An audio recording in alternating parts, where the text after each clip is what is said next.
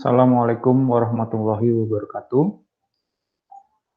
Sekarang kita akan melaksanakan perkuliahan komunikasi bisnis.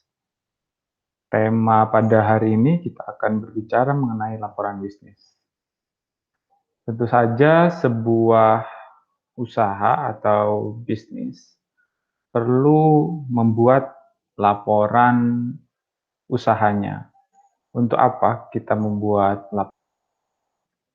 Karena kita perlu melaporkan perkembangan usaha kita kepada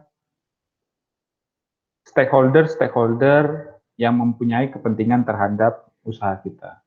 Bisa itu pemilik saham, bisa pelanggan, bisa stakeholder internal, bisa juga untuk publik dan pemerintah, seperti itu. Jadi kita membuat laporan bisnis untuk memberikan keterangan dan informasi kepada stakeholder yang mempunyai kepentingan terhadap bisnis kita. Kita masuk pada bahasan mengenai laporan bisnis. Ini adalah subbabnya. Pertama, kita akan membahas pengertian laporan bisnis itu.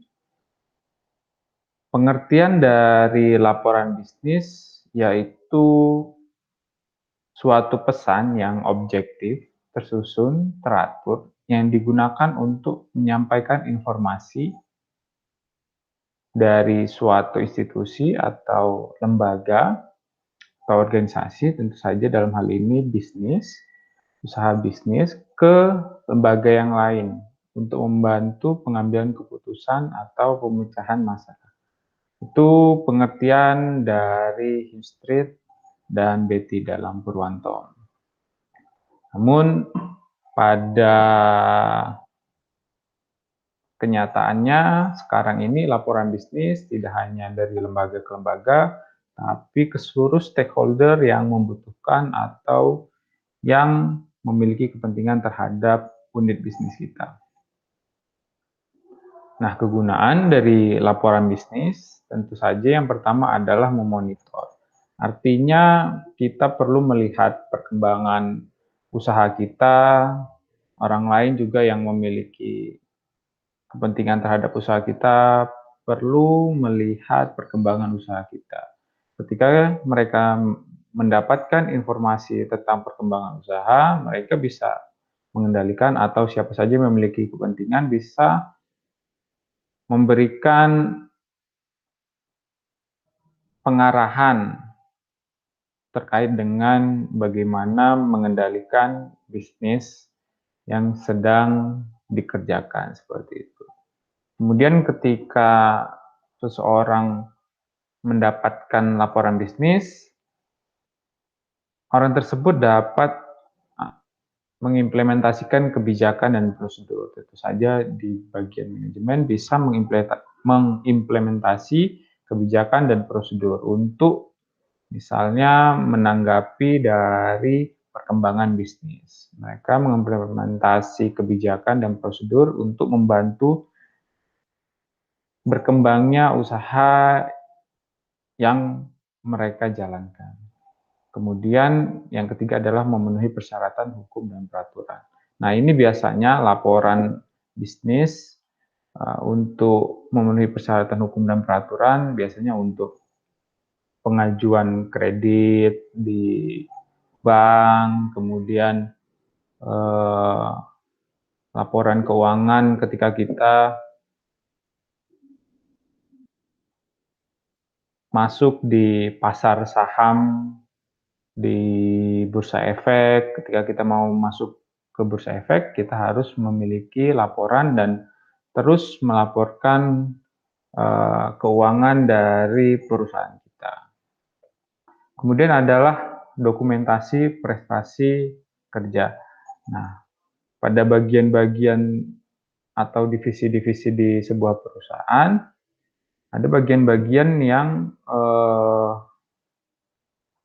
memiliki prestasi kerja, misalnya di bagian pemasaran. Dia memiliki prestasi melakukan penjualan produk perusahaannya melebihi target-target sebelumnya. Nah, itu akan terdokumentasi dalam laporan bisnis, prestasi yang mereka catatkan. Kemudian, kegunaan berikutnya adalah pedoman dalam pengambilan keputusan. Ketika manajemen memiliki informasi mengenai perkembangan usaha atau laporan lain, misalnya terkait keuangan, manajemen bisa mengambil keputusan tertentu berdasarkan laporan yang dibuat, seperti itu. Kemudian kegunaan berikutnya adalah memperoleh bisnis baru dan pendanaan. Nah, ini kaitannya terkait dengan pengusulan atau pengajuan pinjaman ke bank untuk memperbesar unit usaha, karena tadi ada laporan bisnis, sehingga bank mau memberikan pinjaman kepada perusahaan kita. Kemudian kita juga bisa mengajukan masuk ke pasar modal, yaitu saham di Bursa Efek, karena kita telah memiliki laporan bisnis yang lengkap, sehingga itu adalah menjadi prasyarat untuk initial public offering di Bursa Efek. Berikutnya adalah jenis-jenis laporan bisnis. Pengelompokan laporan bisnis dibedakan menjadi 8 jenis-jenis laporan. Laporan bisnis bisa dibedakan berdasarkan fungsinya, kemudian keaslian, bisa dibedakan juga berdasarkan jenis atau penampilan, subjek, formalitas, frekuensi, pelaksanaan proyek, kemudian pelaksanaan pertemuan. Akan saya jelaskan satu persatu. Yang pertama berdasarkan fungsinya. Ada laporan berdasarkan fungsinya, yaitu laporan informasi. Dan laporan informasi berarti hanya menampilkan fakta dan rangkuman tanpa dianalisis. Nah, contoh laporan-laporan bisnis berdasarkan fungsinya ada laporan perkembangan, kemudian ada laporan sementara, kemudian laporan tribulanan. Pada dasarnya sama contoh ini, yaitu bersifat sementara, yaitu pada saat ini laporan tersebut dijelaskan. Jadi berdasarkan perkembangannya pada saat ini. Jadi ada perkembangan berikutnya. Nah, ini adalah laporan-laporan ini memiliki kesamaan, yaitu pada suatu waktu tertentu yang akan berkembang lagi sebenarnya laporannya. Bisa di bulan-bulan berikut akan dilaporkan kembali, di triwulan-triwulan berikut akan dilaporkan kembali. Ini adalah laporan sementara pada saat ini, seperti itu. Kemudian ada laporan analytical, yaitu laporannya menyajikan fakta, kemudian informasi tersebut dianalisis. Kemudian kita bisa mendapatkan rekomendasi dari hasil analisis tersebut. Nah, contoh laporannya adalah laporan rekomendasi, laporan usulan, dan laporan justifikasi. Berikutnya jenis laporan bisnis berdasarkan formalitasnya. Ada laporan formal dan laporan informal. Dalam laporan formal itu ada sistematika penulisannya. Mulai dari body text, kemudian prefatory parts, kemudian supplemental parts. Nah, itu harus dilengkapi karena laporan formal dia harus mengikuti sistematika. Formal karena dia mengikuti sistematika. Dalam laporan informal itu hanya mencakup body text. Jadi secara umum bisa kita lihat bahwa laporan informal itu lebih sederhana, sedangkan laporan formal itu harus mengikuti tata aturan. Laporan informal lebih sederhana, dia hanya mencakup body text, artinya isinya hanya informasi. Seperti itu. Berikutnya menurut subjeknya, laporan bisnis bisa dikelompokkan menjadi laporan akuntansi karena subjeknya berdasar dari Departemen Keuangan. Kemudian ada laporan periklanan. Nah, disebut laporan periklanan karena subjeknya berasal dari divisi pemasaran. Kemudian laporan pembelanjaan karena berasal dari divisi procurement. Kemudian laporan pemasaran karena berasal dari divisi pemasaran. Berikutnya ada jenis laporan bisnis berdasarkan keaslian laporan. Dibedakan menjadi otoritas, surat otoritas, dan sukarela. Kemudian ada laporan publik dan swasta. Laporan otoritas adalah laporan yang dibuat atas dasar permintaan atau kuasa dari orang lain. Kemudian laporan sukarela adalah laporan yang dibuat atas inisiatif diri sendiri. Nah, kalau laporan publik dibuat oleh lembaga pemerintah, kemudian laporan swasta dibuat oleh lembaga swasta. Nah, di sini jelas perbedaannya. Ketika kita membuat laporan otoritas, berarti ada permintaan dari pihak lain. Laporan sukarela kita membuat berdasarkan inisiatif sendiri. Kemudian ketika kita membuat laporan publik, berarti laporan tersebut dibuat oleh lembaga pemerintah. Kalau ada laporan swasta, berarti dibuat oleh lembaga swasta. Berikutnya berdasarkan frekuensinya. Jenis-jenis laporan bisa dikategorikan sebagai laporan berkala, kemudian ada laporan khusus.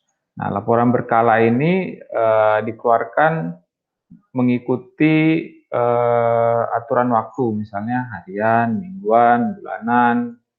Nah, laporan harian biasanya dibuat terkait dengan misalnya penjualan sebuah produk, kemudian laporan produksi kain itu biasanya dilaporkan harian kepada supervisor dari staff, seperti itu. Kemudian ada laporan mingguan, kemudian ada laporan bulanan. Nah, biasanya hasil laporan bulanan ini akan dirapatkan dalam manajemen.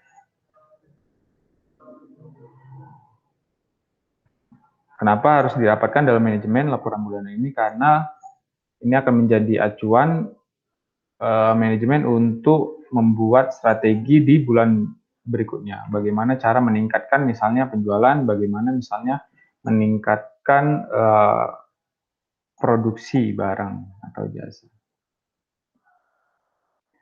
Kemudian dalam laporan khusus ditulis manakala kebutuhan terhadap suatu informasi muncul. Nah, jadi laporan khusus ini bersifat insidentil, dibutuhkan ketika ada kejadian-kejadian tertentu yang membutuhkan laporan seperti itu. Berikutnya jenis laporan berdasarkan tampilan laporan.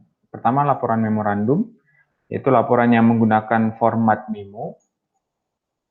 Kemudian ada laporan surat, laporan yang menggunakan format suratnya. Bisa jadi laporan yang dibuat oleh perusahaan itu formatnya ada format memo, kemudian format hanya menggunakan format surat, kemudian bentuk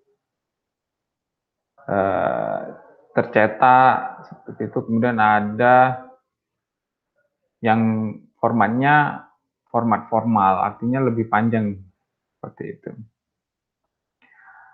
Berikutnya ada jenis laporan bisnis berdasarkan proses pelaksanaan proyek. Yang pertama, laporan pendahuluan. Nah, laporan pendahuluan ini artinya pelaksanaan proyeknya pada tahap pendahuluan, biasanya laporannya yang sering itu feasibility study atau studi kelayakan terhadap sebuah proyek seperti itu dan lain sebagainya. Persiapan lainnya bisa jadi tadi saya contohkan feasibility study. Kemudian ada laporan perkembangan dan yang ketiga adalah laporan akhir. Berikutnya laporan berdasarkan pelaksanaan pertemuan. Ada laporan karena ada agenda tertentu, kemudian resolusi, kemudian notulen, kemudian juga ada laporan pertemuan. Nah, ini adalah jenis-jenis laporan berdasarkan pelaksanaan pertemuan.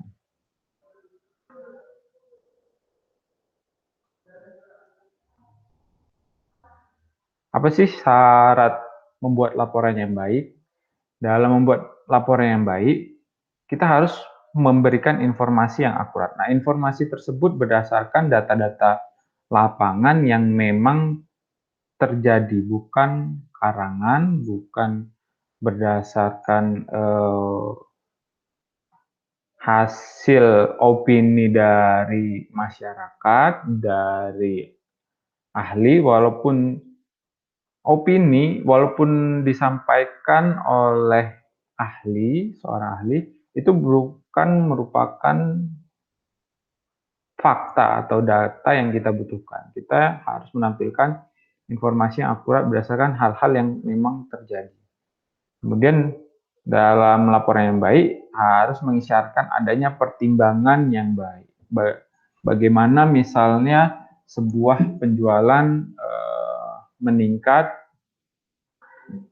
kita memberikan pertimbangan yang baik dalam upaya meningkatkan penjualan seperti itu. Kemudian format dan organisasi laporan sesuai kebutuhan pembaca. Jadi disesuaikan apa kebutuhan pembaca terkait dengan laporan yang kita buat. Apakah si pembaca membutuhkan hanya laporan keuangan, berarti kita harus menampilkan format laporan berdasarkan kaidah pelaporan keuangan yang baik dan benar. Seperti itu. Dalam penulisan laporan bisnis, hal-hal yang perlu dipersiapkan yaitu definisi masalah, tujuan dan ruang lingkup, kemudian siapa audiens yang akan kita berikan informasi laporan bisnisnya. Hal ini penting untuk menganalisis audiens karena perlu dibedakan.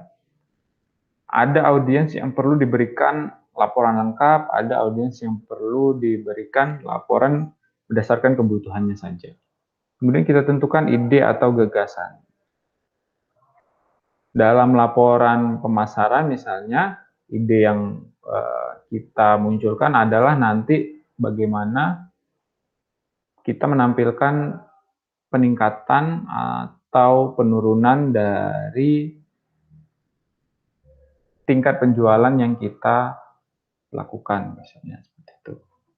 Kemudian kita perlu mengumpulkan bahan yang diperlukan, yaitu tadi informasi-informasi atau data-data dari berbagai divisi misalnya. Kemudian berikutnya kita harus menganalisis dan menafsirkan data tersebut. Dalam menganalisis dan menafsirkan data, kita harus jujur dalam menampilkan data, tidak boleh berbohong demi mendapatkan citra yang baik, seperti itu tidak diperbolehkan karena nanti ada konsekuensi hukumnya yang bisa kita terima. Kemudian kita harus mengorganisasi data dan mempersiapkan outline akhir. Dalam laporan bisnis ada bagian pokok, yang pertama pendahuluan, teks, kemudian penutup. Nah, ini adalah laporan bisnis pada umumnya. Namun ada laporan-laporan yang tidak membutuhkan pendahuluan dan penutup dan hanya berisi informasi saja.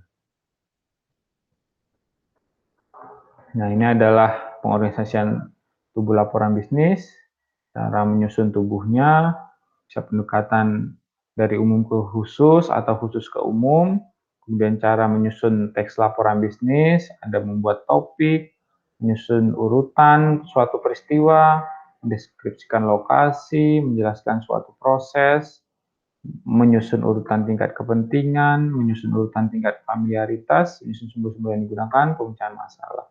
Nah, ini adalah kompleksitas dalam pembuatan laporan bisnis yang sifatnya laporan tahunan seperti itu. Dalam laporan tahunan, biasanya kita harus rigid dalam cara menyusun teks laporan bisnis yang baik dan benar. Kenapa?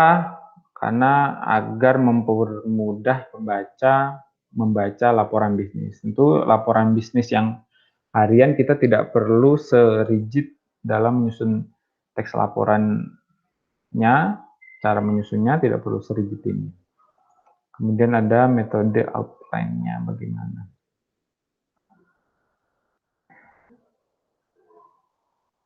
Nah, salah satu yang perlu kita kuasai dalam laporan bisnis adalah membuat proposal bisnis.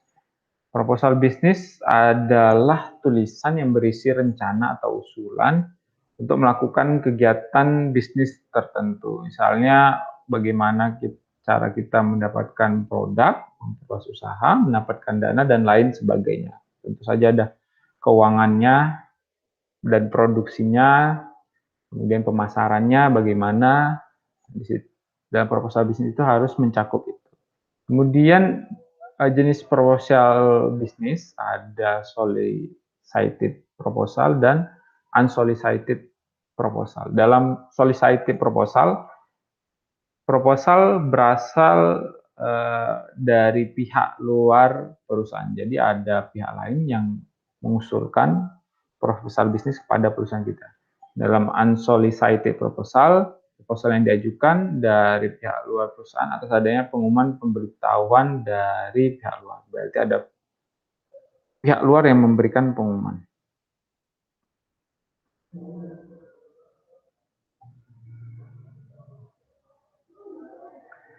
Proposal tersebut biasanya bertujuan untuk memperoleh dana kesediaan untuk bekerja sama. Unsolicited proposal ini diajukan oleh pihak luar, mereka mengajukan untuk usaha mereka dalam memperoleh dana atau kesediaan bekerja sama dengan perusahaan kita. Kalau solicited proposal bertujuan untuk memberitahukan persetujuan dan keinginan perusahaan tersebut terhadap produk yang kita tawarkan atau rencana bisnis tertentu yang kita tawarkan. Nah, proposal bisnis biasanya dikomunikasikan dalam bentuk laporan seperti itu. Ada 7 hal dalam penulisan laporan. 7 checklist ini sebagai pedoman kita dalam membuat laporan bisnis yang baik dan benar. Kita harus clear menjelaskan informasi dalam laporan bisnis, artinya mudah dimengerti oleh penerima, kemudian si penerima dapat mudah memahami apa laporan yang kita sampaikan. Ya, mereka tidak membutuhkan waktu yang lama untuk memahami isi laporan kita. Kemudian korek, artinya pesan harus benar. Jangan menulis atau memberikan data yang tidak benar. Jadi seharusnya kita membuat laporan tahun 2018, ternyata kita menampilkan data penjualan tahun 2016. Nah, itu adalah kesalahan yang fatal seperti itu. Berikutnya komplit, artinya ketika kita membuat laporan tertentu, laporan tersebut haruslah lengkap, tidak sepotong-sepotong. Jadi misalnya kita membuat laporan penjualan tahunan, ada laporan penjualan bulanan yang hilang, itu tidak boleh. Berikutnya konkret, artinya pesan harus jelas, kemudian tidak ada ruang untuk salah penafsiran atau multitafsir. Kemudian fakta dan angka harus jelas, bukan dalam pesan untuk mendukung apapun yang dikatakan.